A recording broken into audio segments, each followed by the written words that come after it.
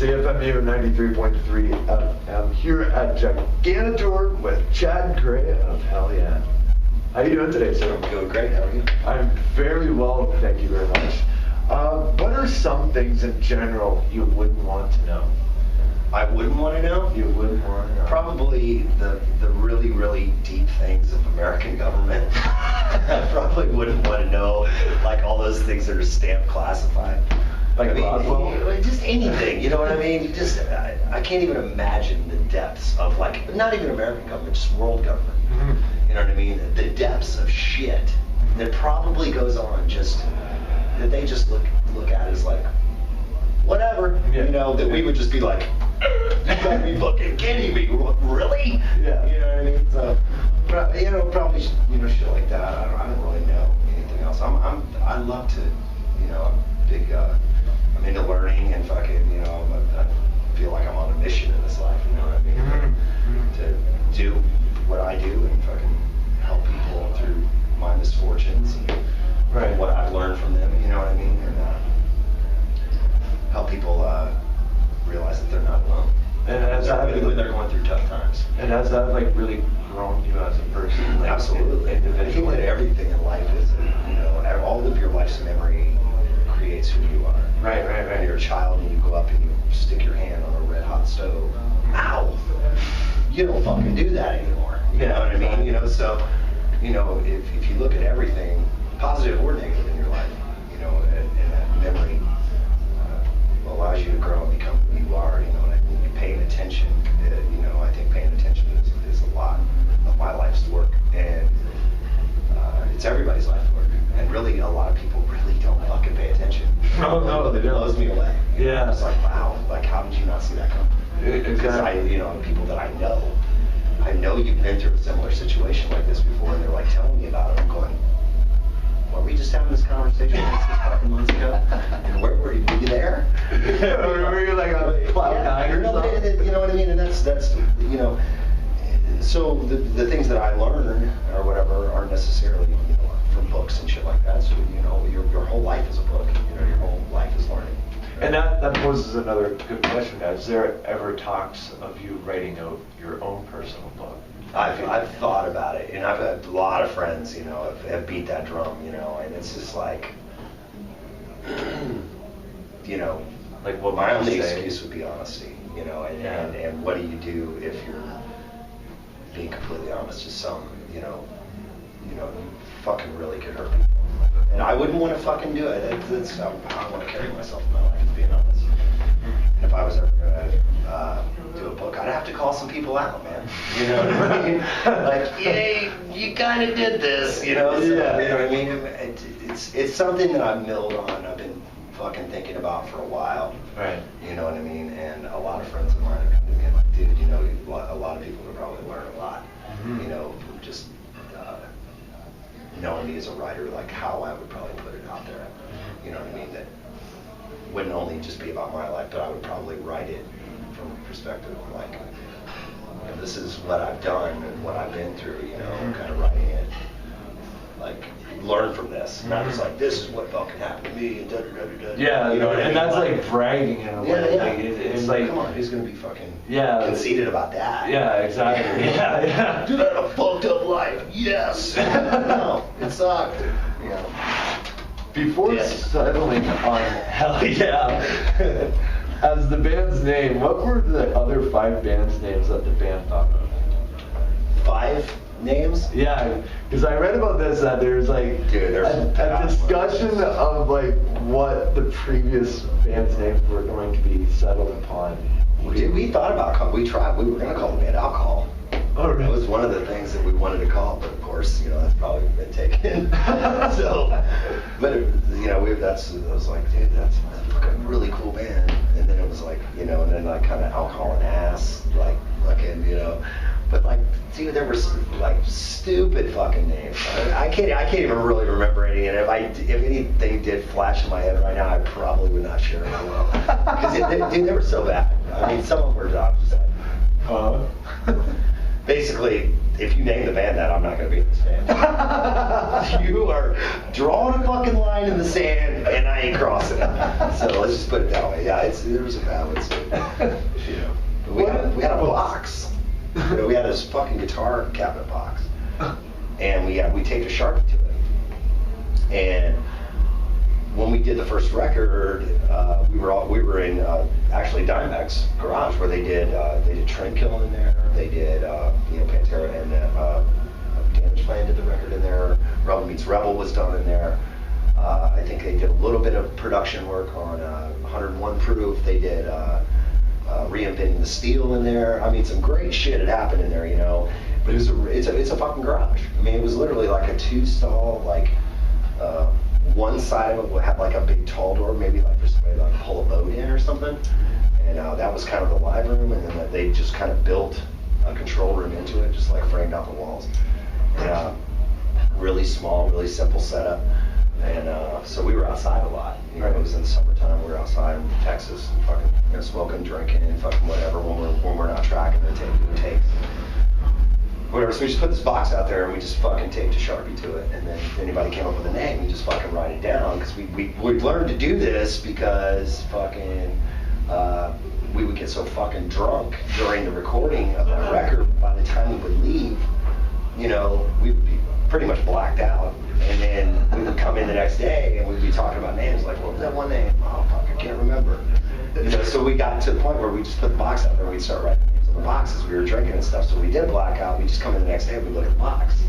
You know, we cross out the names. And the next day we'd come in and look at all the names that weren't crossed out. You know, and Hell Yeah just kind of showed up there.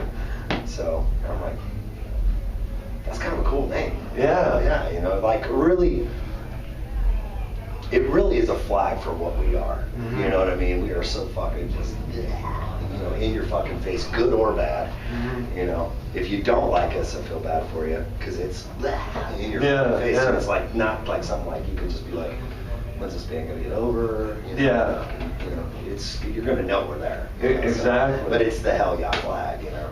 It's just a lot more fun than saying yeah. And I think like with how the direction of how Hell Yeah is going right now, they picked the perfect front man for it. Oh, thanks. And it's just like your vocals from Mudvayne, your previous band, before you joined Hell Yeah. It's just like they're so in depth. Mm-hmm. Like you saw the world as you knew what was going on in most directions where nobody else would see it. Yeah. There was a lot of research that went into that band. You know, I write from two completely different. It's like almost like cutting yourself in half, or fucking unzipping yourself and like stepping out of your skin and hanging on the rack and then going and stepping into another skin and zipping it up and going, okay, now I'm Hell Yeah Chad. Mm-hmm. You know, but I think in the new record, the similarities to Mudvayne are more, because the lyrics on the new record are they're not Mudvayne deep, but they're definitely more in depth. Mm-hmm. You know what I mean? And when we first started this band, it was like I just wanted to write. I wanted to write. I wanted to like write rock songs and do something that I could never do in Mudvayne, and do something that Vinny could have never done in Pantera or Damage Plan. Do something that Tom could have never done in Nothing Face or Greg in Mudvayne. You know, so. It was really an opportunity just to go do something else, you know, and write songs like Alcohol and Ass that just come out of fucking nowhere. Yeah. It's a total country song, that tongue-in-cheek kind of fucking whatever, you know what I mean? But it was like, that song would have fucking been laughed off the stage in Mudvayne, or Pantera or anything else. Yeah, and it's interesting that like a lot of bands now these days are bringing out this more of like a comedic side to themselves, like Maynard with Pucifer. Yeah. Like, everyone thought, you know... Is it Pucifer or Pucifer? Or Pucifer. Yeah. I say Pucifer all the time. I get it so screwed. I think it's Pucifer. Yeah. Sorry, Maynard. That's Anyway. Got your back, homie. Yeah, there you go. If you see this, he's got your back. And it's just this comedic side that a lot of... He's like that, though. I've heard like, you know, like, I mean, you know, I worked with David Bottrell. We did Arma. So fucking, you know, there are little secrets about that record that I learned, and I was just like, you know, sorry I can't share with you, but Just because I just feel like there's a code. Yeah. But there are little secrets about that record that just made me fucking crack up. Like some of the mutterings and stuff, like some of the little mutterings and shit, what they were and stuff, because they're inaudible. It doesn't matter what you do, you can never hear them. But to hear what they're saying is fucking hysterical. Oh, it is. And I never heard it. Yeah. But he kind of, shared it with me, and I'm just like, that's fucking cool. They're in Tool that is like that. There's definitely some tongue in cheek. There's some good, almost sarcastic humor in what they do. But that's what makes them great. The mystery behind Tool is what makes them great. And in every mystery, there's got to be some comedy. Exactly, and that's where I see, like, with Hell Yeah, there's a sort of mystery. It's very intense, but we don't take ourselves too fucking seriously. You know what I mean? It's like, and nobody should. Yeah. And again, getting back to life. I mean, think about it. You see bands that are like black metal and stuff, and I love black metal, and I love really heavy metal, and I'm just a fan. I've always been a fan, and stuff, and I can appreciate the guys that are just fucking stone face, fucking Satan, whatever, man. If that's your deal, that's your deal. That is not me. You know what I mean? Like, I just don't believe that a person could just wake up in the morning, like your head coming off the pillow, and just go.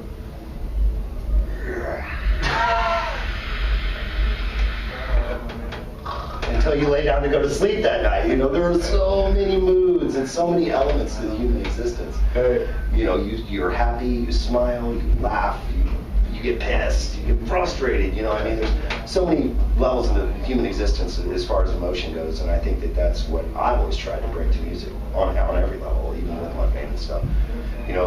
Our mellow songs were almost helpless, like fucking kill me now kind of shit, like fucking fuck it, But then there were really aggressive songs, and obviously the deeper stuff like that, and I think that's what we try to do with Hell Yeah too, is like bring that human existence element to what we do on the record, and we do it on stage, And fucking, if it's a really intense song, and that fucking song is why I write the way that I write, because I want that song to be as fucking intense when I fucking sing it for the 3,000th time. I was fucking as intense as when I penned it. And that's when I wrote it. You know what I mean?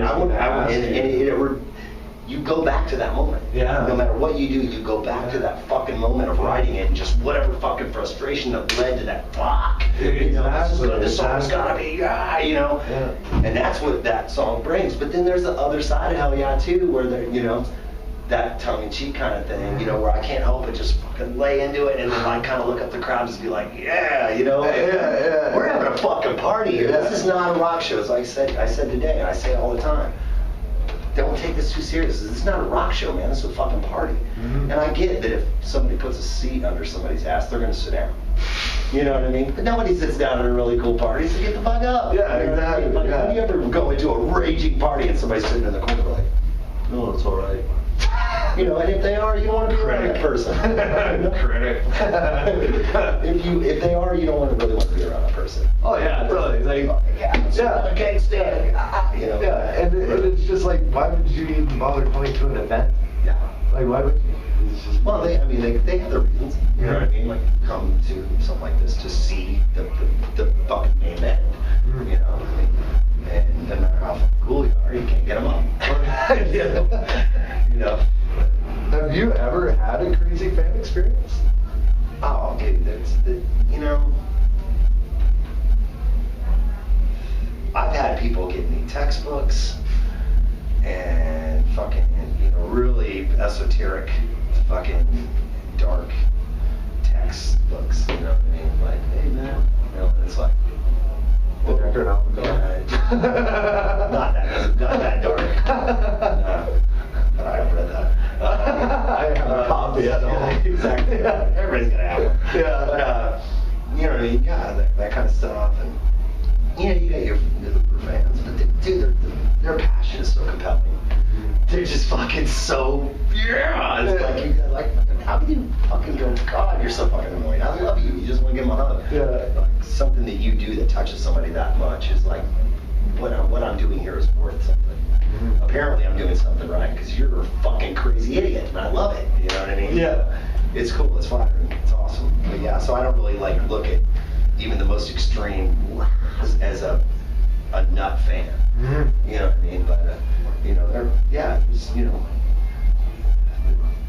sometimes it's a little, take this the wrong way, sometimes it'd be a little annoying, you know what I mean? Like, because we fucking, like, you pull up somewhere and, like, you can't take shit on the bus, you know what I mean? Everybody's got to do their business, you know what I mean? Like, you're like, oh, I gotta go. And you, like, climb off the bus and there's, like, 10 people standing there going, can I get a picture? I'm like, be right back. You know what I mean? And they're like, what the fuck? I'm like, dude, trust me. Yeah, you don't want me to hang out here right now. I remember one time when you guys came to Toronto, and I said hello to you out in the parking lot when you were outside greeting fans, and everyone was just like, Chad Gray, Chad Gray. It's like, oh my God, it's Chad Gray.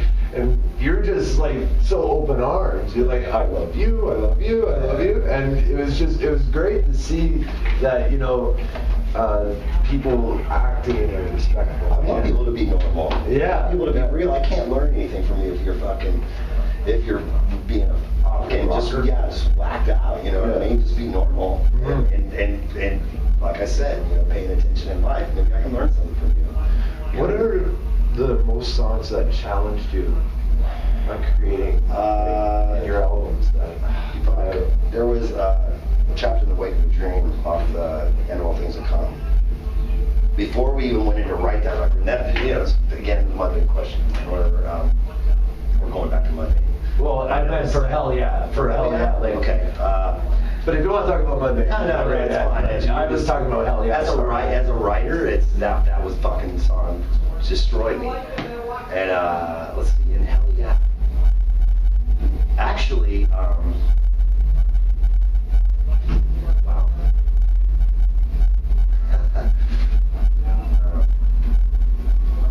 Hell of a Time.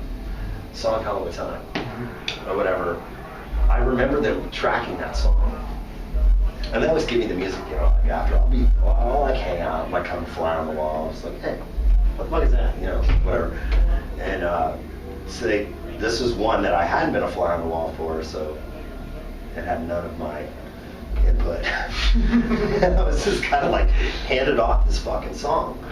And I'm like, what the fuck do you want me to do with this? Yeah. And, the riff was so basic, just so straightforward. If you strip the vocals off of that and just listen to that riff, right, it is so fucking dull. It's just like, it did nothing to move me whatsoever.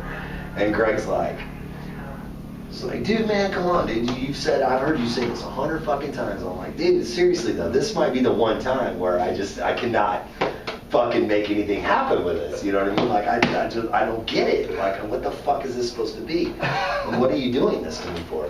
And what are we doing to our fans? But I got it, and I wrote the vocals over it, and it turned out awesome. But, that was one of those songs where I'm like, what the fuck do I do with this? And I really worked hard on that. Another song, Between You and Nowhere, off the new record, the Melbourne one. Tom wrote that riff, and Tom actually said that line to me one time, and like I said, you just pay attention, and you can always pick things up, And I just remember, like, in a conversation, he said something about Between You and Nowhere. Like, it's a song of longing. And, a lot of people don't realize that a lot of people only see the glamour side of doing what I do. And there's a lot of the other side that's not so fucking glamorous, you know what I mean?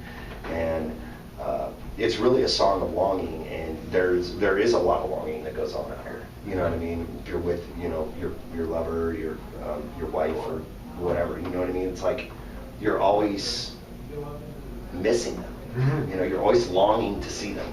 And it's your whole fucking life, I've been doing this for 13 years now professionally.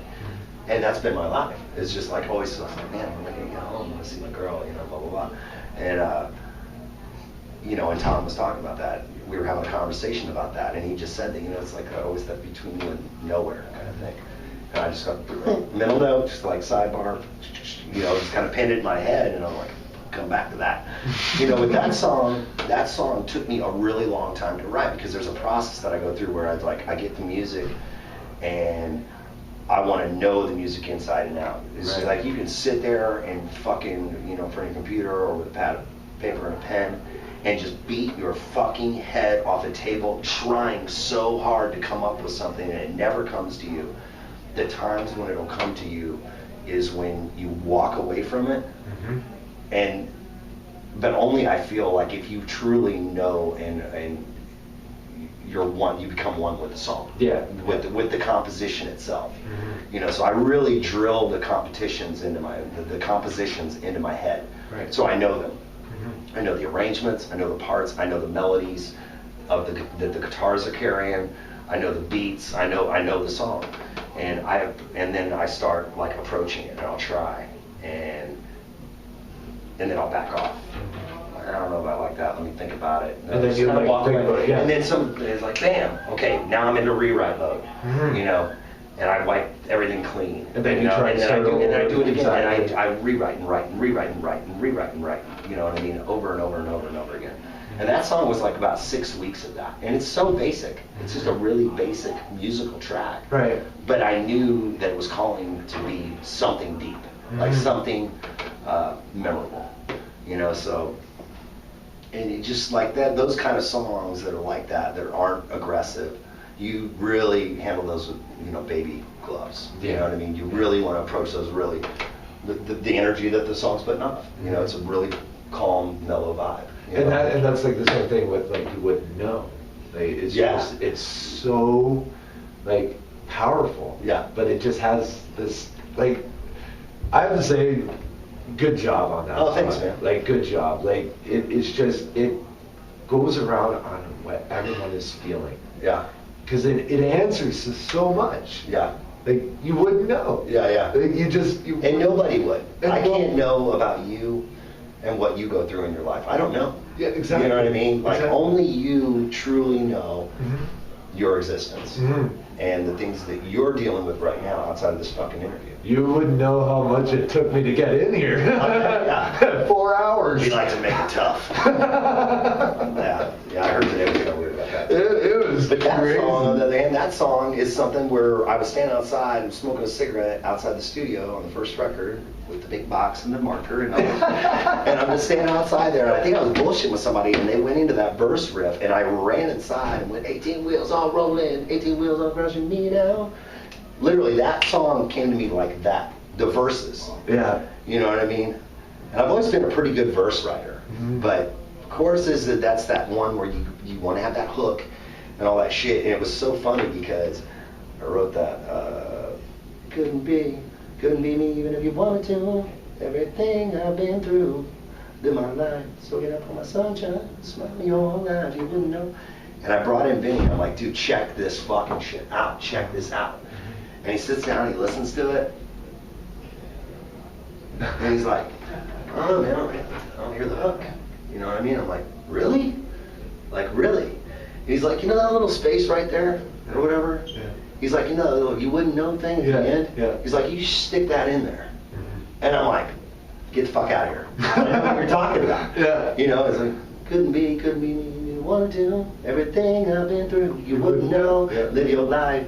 That little fucking thing was the hook of the song. I had it all the way at the end, and I had nothing in that space. Okay. And you know, sometimes the whole, you can't see the forest through the trees. Yeah. You're so close to it that you just fucking can't see it. Yeah. And you need that sounding board. Exactly. You know, you need that somebody that you know's got fucking talent. That's not his job to be a singer, but he knows music. Yeah. And he came in, and that's one thing that I love about Hell Yeah. It's there. You fucking check her. You go at the door. Don't get fucking butthurt if you don't hit it. Fucking, you know, if you don't knock it out of the park at your first at bat kind of thing, your first swing. Yeah. You know what I mean? Just stand in there, stay in the box, and keep swinging. You know what I mean? And he came in and he's like, that little part, and I'm like, get out, I got it. And I literally went, you wouldn't know. Alright, so you wouldn't know, and brought it back in, and fucking it played through the first time. I didn't even listen to it. I just put that in there. He comes back in, we sit down, and it comes on, and he's like, that's it. And I'm like, you're the fucking drummer. You know what I mean? Like, and then that song just was born. Yeah, it was born right there. That, you know, but it's so weird how art, the energy of music, and how it just fucking comes just full circle. It just comes around. It just rises up out of nowhere. Well, yeah, but you have to be there to embrace it. And like I said, you can pound your head against the fucking computer or the notepad or whatever you want to do. And you know, something I kind of live my life by, especially from an artistic writing point of view, is fucking Aleister Crowley had a fucking great quote: "Even if you work poorly, work." You know what I mean? Even if you suck at working right now, work. You have to give that. You have to give that composition its due attention. You have to invite it into your life. You have to put it in your mind, and you have to let your inner fucking whatever process that.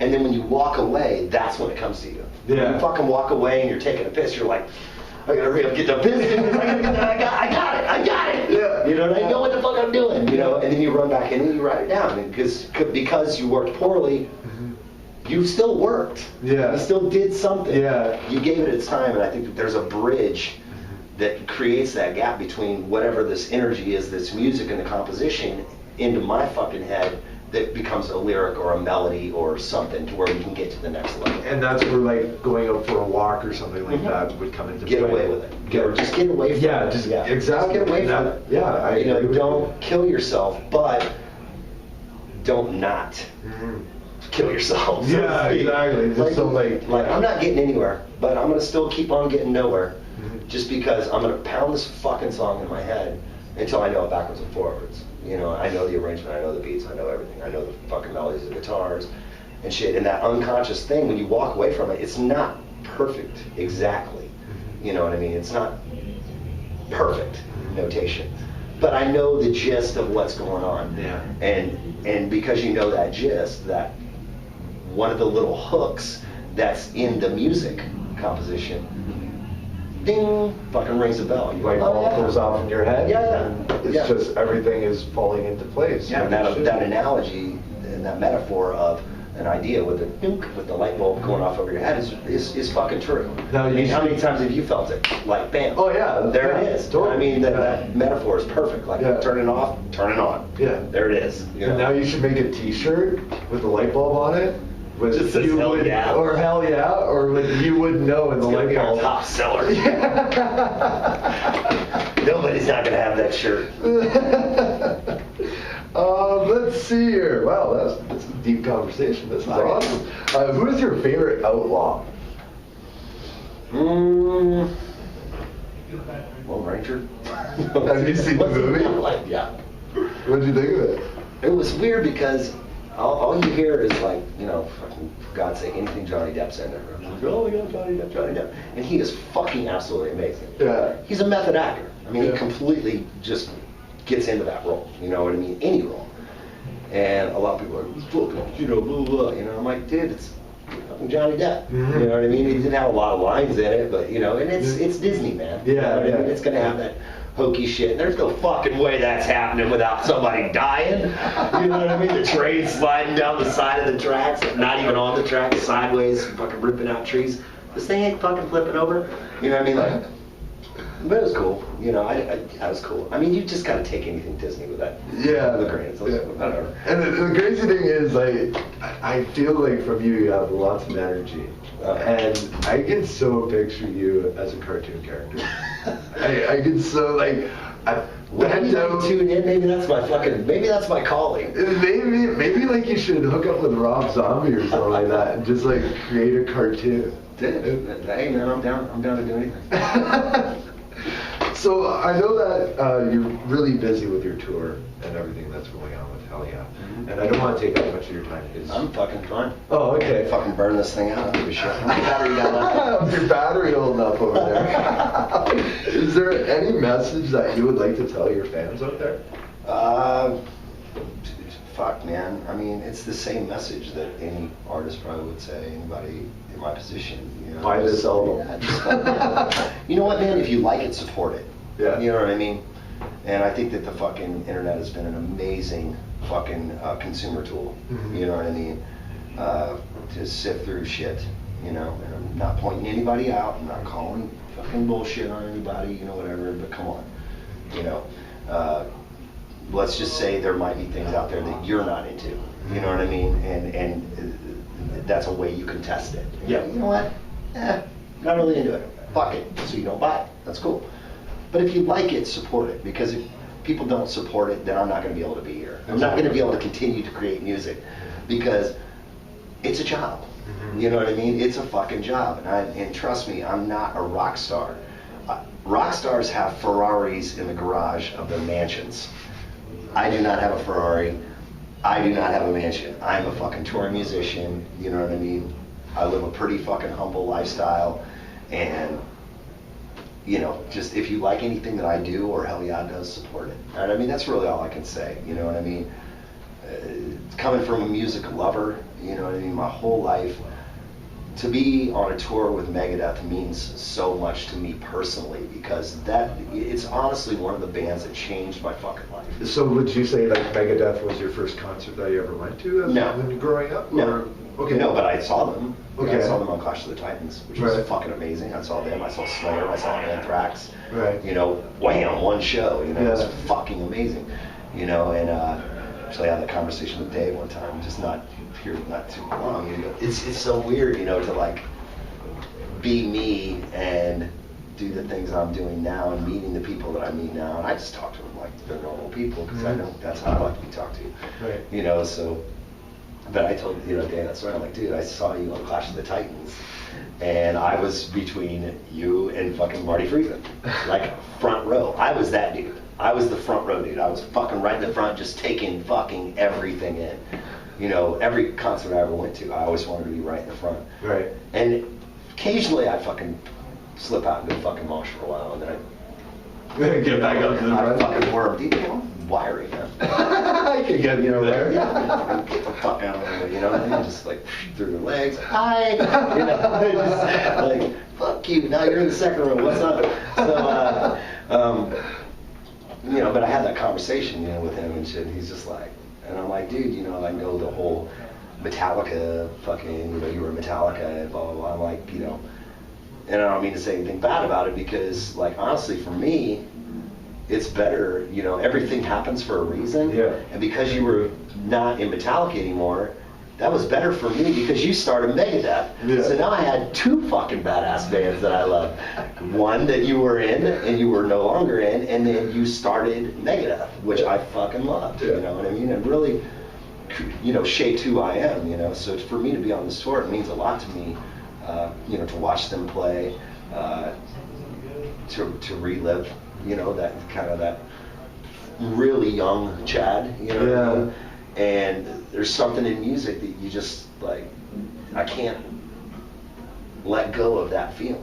When I see them play, I'm that dude again. You know, at least for the minutes that they're, or whatever they're on stage, and I listen to them, I'm that dude again. It's like you were listening to them when you first started listening to them. It's like if you went and saw fucking, you know, the Stones now.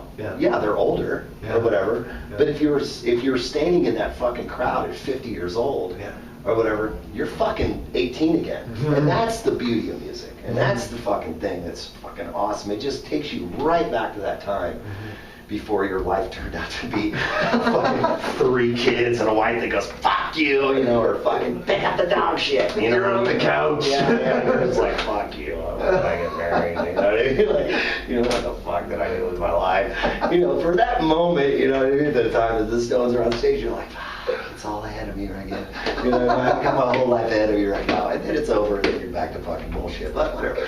You know, so, but there is something that's timeless about music.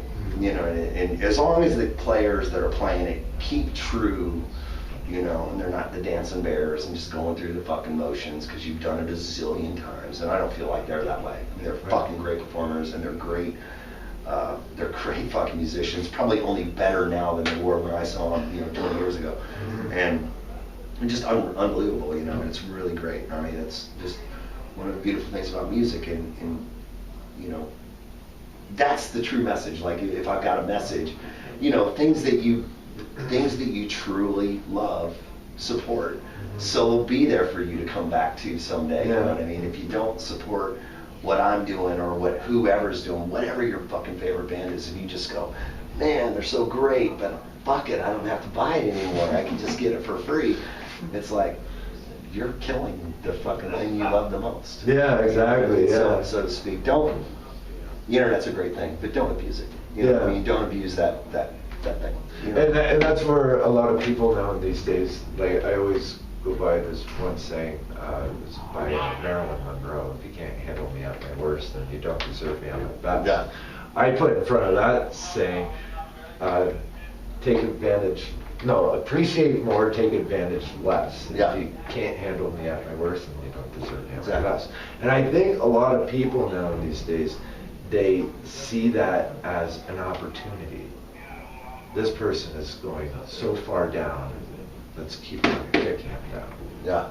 And well, that's the world. And that is the world. And it is crazy that... When was the last time you saw a newscast with something positive? Never. I used to fucking have my computer homepage, like when I'd open my fucking web browser, Safari or whatever, when I'd open it was usatoday.com. And dude, I got tired of waking up just like, oh my God. Yeah. You know, like, oh fuck. Yeah. Just don't start the day like that, you know what I mean? I turned it in, and now it's The Onion. You know, have you ever heard of The Onion? No, I haven't. It's a fictitious fucking newspaper. Okay. Or whatever. But it's like, was one of my favorite Onion headlines is fucking, like boxes of shit in your house, get a cat.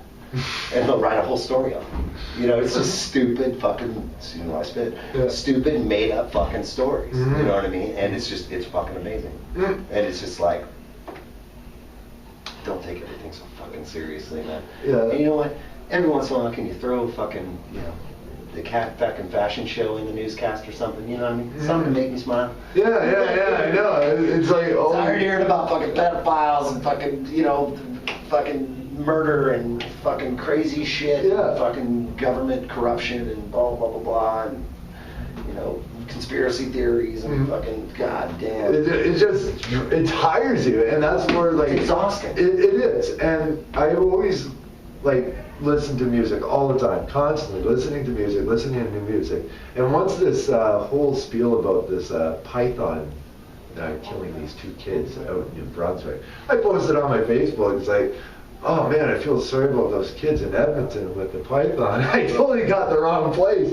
And they're like, everyone's like, oh, it's in New Brunswick. And I'm like, this is why I don't listen to the news. It's like, I get screwed up. The point is, you got the important part. Yeah, I got the important part, but the wrong place. So 2 kids, python, doesn't matter where it happened, nothing good's gonna come out of this situation. Yeah, exactly. It's like, I'd rather listen to music more than following it on news. It's bad. It's bad. Yeah. It's bad. It's just fucking overhyped. Fucking bullshit, and fucking goddamn Facebook, oh my God. It's fucking crazy. It's literally like every single person in the world's own gossip column. It's just a gossip column. It's everybody just fucking throwing their life out to fucking potentially millions of people. Yeah. 6 degrees of separation, and now we're fucking all connected around the world. Exactly. I'm sure it's fine. And I think that's what like. But it's that kind of level of gotta know that really the news kind of feeds into. People want to know the bad things. Well, I think that's kind of like personal to like towards people. Like as a musician yourself, like if like say that you do have a Facebook and you posted something like, you know, please don't share, kind of personal. Like I'm in a bummer mood. Copy, paste. Boom, look what happened. Did you hear about this guy? Exactly. Yeah. And it's just like, dude, like, I'm Chad fucking Gray. Like, don't do that shit. Yeah. Like, man, what are you doing? Well, A, you just don't post it. Yeah, I know. You don't post it, but it's really hard because that's... Dude, you can't trust your best friends. Yeah, I know, you can't. I know. They're going to say something back to you later on down the road, and you're going to probably be like, I hate you. Thanks a lot for that. Thanks for keeping that hush-hush. Yeah. Appreciate you sharing it with a million fucking people. Yeah, exactly. Thanks. Loser. Yeah. It's crazy. But the world she spins goes around. Sun's going to set tonight. It's going to rise tomorrow. And it only matters like how you depict your life, really. Just carry yourself a certain way. Exactly. You know, carry yourself with just integrity. You know what I mean? And just like try to do the right things. Try Exactly. to do the right things and check yourself and make decisions before you do potentially the wrong thing. Yeah. Stop and think about it, process it a little bit, and go, you know what? Okay, this is good. I agree with you 100%. I do. Like a lot of people, they cut people out of loops. They don't let people know what's entirely going on. And sometimes people are like, you didn't tell me what's going on. I think I have a say in something around here. And I get cut out of loop all the time. Just ask my friend Luke. Oh, there's Luke. Yeah, it's crazy, but I think that, you know, a lot of people should support a lot of other people more than, you know, not letting people know what's not going on. So. Absolutely. But looks like you're ringing there. So Hey man, I'll get to it when I get to it. It's all good. Taxbury Hotline, how can I help you? Please hold. Put out another fire. Hold on. Yeah, be right there. No, it's all good. But It's been fun. Would like to Do you have any thank more questions? Oh, I'm really good. I'm really good. We've Got some fucking serious editing to go through here today, man. Oh, that's cameraman. Trying not to laugh. It's gonna be like, fuck. Edit. This is like 15 fucking webisodes. Well, I'd like to thank you, Chad, for your time. Thank you very much. It's a pleasure, man. Lock horns.